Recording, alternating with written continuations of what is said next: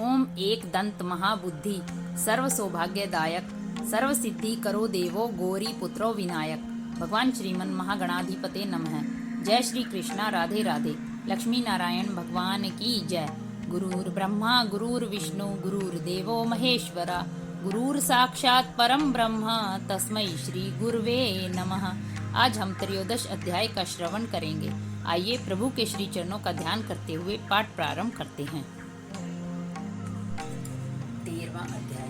विकुंडल कहने लगे कि तुम्हारे वचनों से मेरा चित्त अति प्रसन्न हुआ, क्योंकि सज्जनों के वचन सदैव गंगा जल के सदृश पापों का नाश करने वाले होते हैं। उपकार करना तथा प्रिय बोलना सज्जनों का स्वभाव ही होता है, जैसे अमृत मंडल चंद्रमा को भी ठंडा कर देता है। अब कृपा करके यह भी बतलाइए कि किस प्रकार मेरे भाई का भी नरक से उद्धार हो सकता है।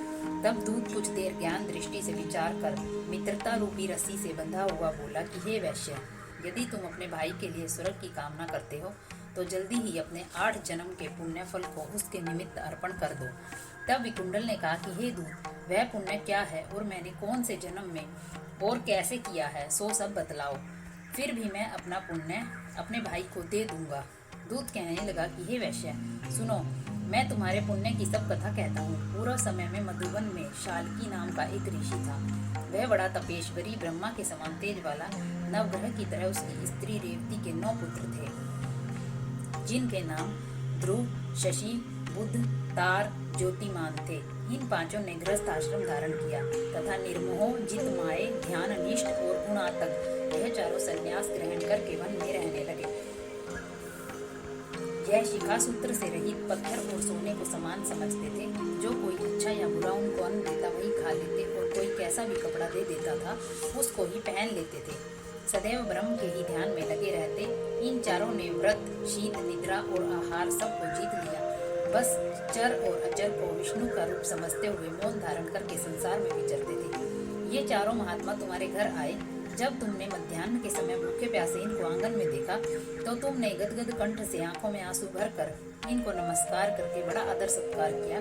इनके चरणों को धोकर बड़े प्रेम से तुम इनसे कहने लगे कि आज मेरे अहोभाग्य हैं, आज मेरा जन्म सफल हुआ, मुझ पर भगवान प्रसन्न हुए, मैं सनात हुआ, मेरे पिता, पुत्र, पत्नी, गो आदि सभी धन्य हैं, जो आज मैंने हरि के सदृश आपके दर्शन किए। सो हे वैश्य, इस प्रकार तुम अपने श्रद्धा से उनका पूजन किया और चरण धोकर जल को मस्तक से लगाया। फिर विधि पूर्वक पूजन करके तुमने इन सन्यासियों को भोजन कराया। इन सन्यासियों ने भोजन करके रात को तुम्हारे घर में विश्राम किया और ब्रह्म के ध्यान में लीन हो गए। इन सन्यासियों के सत्कार से जो पुण्य तुमको मिला सो मैं भी कहने में असमर्थ हूँ, क्योंकि सब भूतों में प्राणी श्रेष्ठ है।